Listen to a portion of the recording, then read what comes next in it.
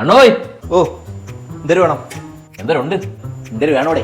ഒരു ചിക്കൻ ടിക്ക, ഒരു chicken kebab, ഒരു മലായി ചിക്കൻ.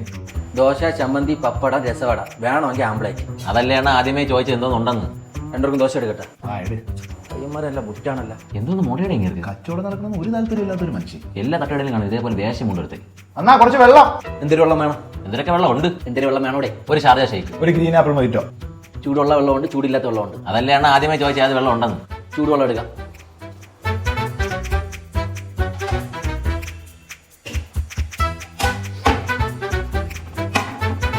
ചേട്ടാ വിശന്നിട്ട് എന്തെങ്കിലും കഴിക്കാൻ വെച്ചപ്പോൾ ഇങ്ങനെ ഒന്നും ലാഗ്.